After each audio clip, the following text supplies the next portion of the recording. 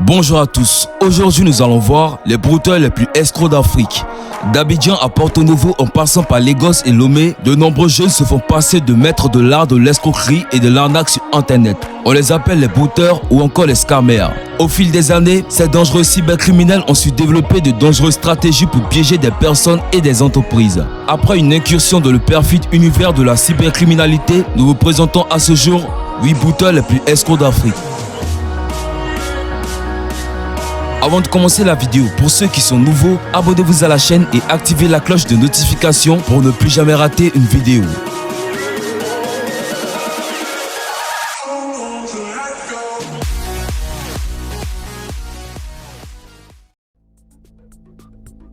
Michel Kazem.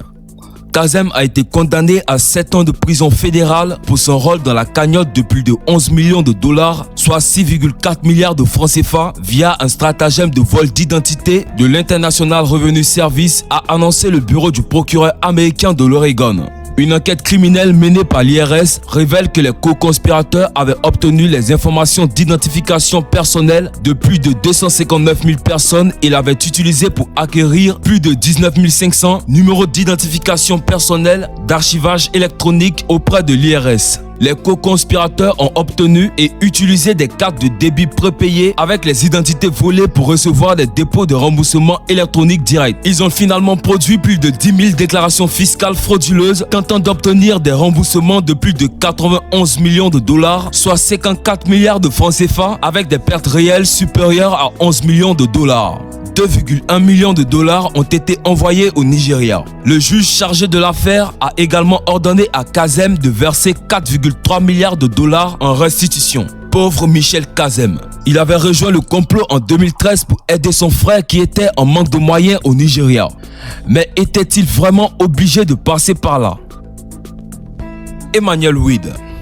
Un aéroport est très grand quand on y pense, n'est-ce pas? Qu'ils aiment un ou plusieurs terminaux, le seul chemin de roulement est une sorte de cadeau. Et pour ne pas parler d'énormes choses avec des ailes qui font un bruit tout puissant et s'envolent vers le ciel, elles ne peuvent pas être vraiment manquées. Alors, interroge-toi, comment Emmanuel Weed a-t-il réussi à vendre un qui n'existe pas? Non pas un avion, mais un aéroport entier. Et pas pour une somme d'argent rentable que quelqu'un aurait pu se faire. Cela représentait 242 millions de dollars, soit 143 milliards de francs CFA. C'est arrivé en 1995 et 1998 et la victime était un Brésilien sans méfiance, Nelson Sakaguchi, qui était un directeur d'une banque. Tout d'abord, Weed lui-même occupait une position assez importante. Il était directeur d'Union Bank of Nigeria, ce qui lui permettait de connaître certains liens, informations et documents que d'autres n'auraient pas. Il a informé M. Sakaguchi du projet du Nigeria de construire un aéroport à Abuja et a expliqué qu'il avait une chance de percevoir une commission de 10 millions de dollars lorsque l'accord a été passé. Est-ce trop beau pour être vrai serait votre première pensée? Pas M. Sakaguchi. Il a décidé de payer une somme de 191 millions de dollars, soit 113 milliards de francs CFA en espèces. Et le reste est venu sous forme d'un intérêt exceptionnel.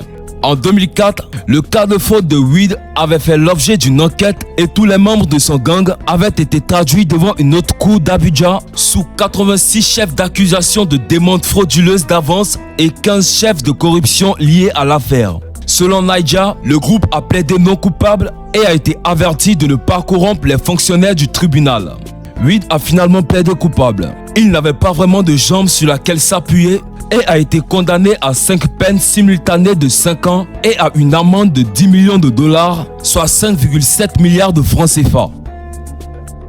Adeyemi Ojufuyi.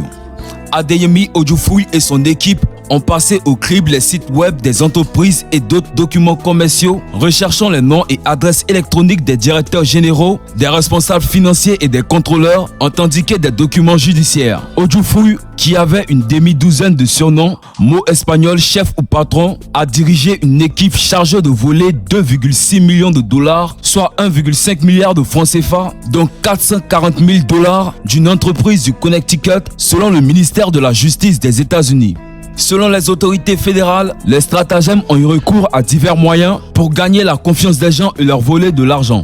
Ils ont enregistré des noms de domaines de sites web difficiles à distinguer des sociétés ciblées, des fraudes d'identité visant à donner au courrier électronique une apparence d'authenticité.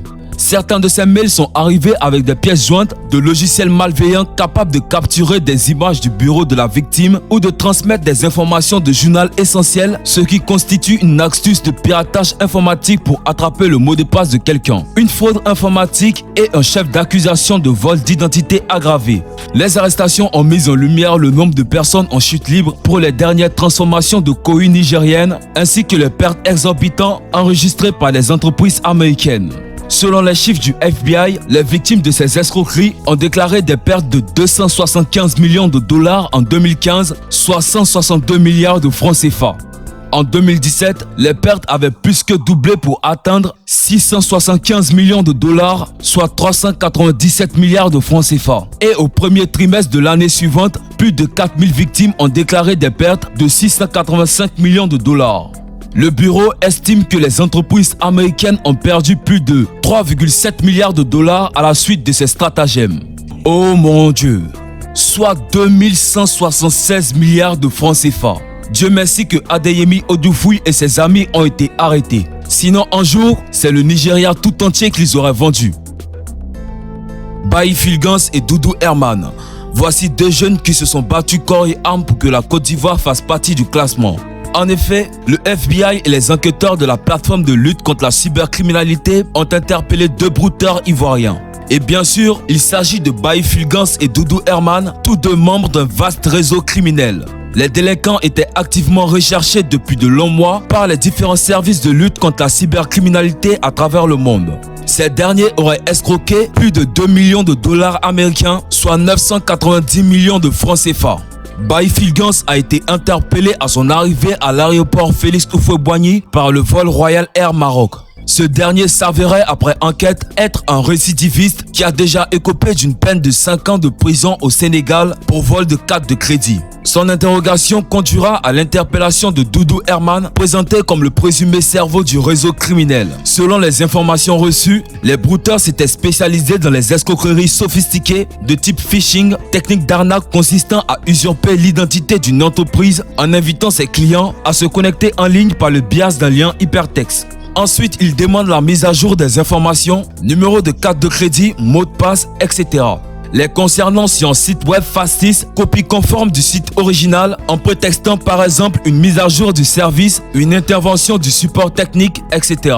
Toujours selon nos informations, alors que l'enquête est toujours en cours, deux agents du FBI se sont rendus dans les locaux des enquêteurs pour faciliter leur service, le DITT et le PLCC et son directeur Stéphane Conan qui les reçut à son bureau. Les délinquants seront finalement condamnés de longues années en prison. Adama Ouattara dit Adamo de Genève. Ne vous faites pas des idées, ce n'est pas une star de foot ou un homme politique ou bien d'autres. Adamo de Genève était le brouteur le plus recherché d'Abidjan. Il avait arnaqué 65 000 €, voire plus de 40 millions de francs CFA à une Française usurpant l'identité d'un Canadien. Vous savez ce que ce jeune a fait pour avoir 40 millions de francs CFA? Il a vendu la forêt du Banco. Et ce n'est pas la première fois qu'un jeune Ivoirien vend la forêt du Banco. C'est une arnaque bien peaufinée dans laquelle les premiers complices sont aux mains de la police. J'ai entendu dire qu'il y en avait un qui avait vendu la forêt du Banco à des milliards de francs CFA. Pauvre forêt du Banco. Mike. C'est le reportage de l'escroquerie 419 avec Sam Olukoya, journaliste basé à Lagos. En dépit de la fréquente arnaque au Nigeria, Mike, un escroc habile, se distingue. Le chef d'un réseau multinational a été arrêté à Port Harcourt, capitale du Nigeria, dans l'état de Rivers. Le réseau, composé de plus de 40 personnes réparties au Nigeria, en Malaisie et en Afrique du Sud, était à l'origine d'arnaques mondiales d'une valeur de 60 millions de dollars, soit 36 milliards de francs CFA. Il est soupçonné d'avoir piraté des comptes de certains établissements de petite et moyenne taille et de l'utiliser pour demander aux gens de payer de l'argent sur des comptes qu'il contrôlait, explique Olukoya. Il y a tellement de gens qui essaient de faire cette affaire. C'est une entreprise florissante. Premièrement, il est si facile d'établir que vous n'avez pas besoin que de quelques centaines de dollars pour acheter un ordinateur, pour acheter Internet, pour acheter des données et c'est une entreprise, déclare Olukoya. Bien que le Nigeria ne soit pas le seul pays à mener des fraudes anticipées, 51% de ces fraudes proviennent de l'Afrique de l'Ouest selon le rapport de Microsoft. Castle Kyo. Rien de tel de voir 100 millions de dollars d'or de vos propres yeux, soit 58,9 milliards de francs CFA. Castle Kyo, de nationalité libérienne. Pour l'homme arnaqué, cette carrière internationale a commencé il y a 3 ans lorsqu'il reçut un appel d'un associé lui parlant d'un mineur au Libéria, Castle Kyo, qui, à tout point de vue, était une réussite à succès au Libéria. Il a fondé l'une des équipes de football les plus éminentes du Libéria. Il était philanthrope dans sa communauté pauvre et, a-t-on dit à l'homme d'affaires, Kyo était un exploitant minier doté d'un entrepôt d'or et de diamants d'une valeur de plusieurs centaines de millions de dollars. Alors que tout cela était faux. Après cela, l'homme arnaqué voulait être de la partie. Kyo avait produit le même spectacle pour tant d'autres en utilisant encore plus de télé-réalité. Dans certains cas, des fourgons à l'épreuve, des balles gardées par des hommes armés laisseraient tomber l'or. Selon M. Kyo, des investisseurs du monde entier y ont participé, y compris des investisseurs des États-Unis, des Émirats Arabes Unis, d'Afrique du Sud, d'Inde, d'Iran, d'Arabie Saoudite et du Qatar. Segbegnon.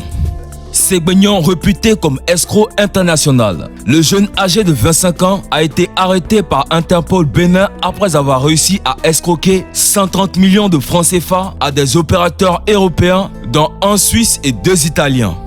Selon les informations rapportées par la presse, le jeune Guerman, comme on l'appelle à Cotonou, a réussi à arnaquer ses victimes en leur faisant croire qu'il avait des objets de décoration de grande valeur colisés dans des conteneurs au Canada et qu'il veut les céder à quelques centaines de millions de francs CFA. Toujours selon nos sources, le jeune qui vivait dans un luxe insolent avait reconnu les faits qui lui étaient reprochés, même s'il dit n'avoir pas réussi à entrer en possession de la totalité de la somme mise en charge. Sur instruction du procureur de la République, le compte bancaire du jeune escroc, aujourd'hui maintenu dans les liens de la justice, a été gelé et ses biens, meubles et immeubles saisis. Au nombre de ses biens, on dénombre une villa et 3 voitures de luxe. Voilà, c'est tout pour cette vidéo. Si vous avez aimé la vidéo, n'oubliez pas de la liker et de la partager avec vos amis. Et si vous aimez les vidéos de David fait les top et vous n'êtes pas encore abonné, cliquez sur abonner juste en bas de la vidéo et activez la cloche de notification. Cependant, on se dit à bientôt pour une nouvelle vidéo.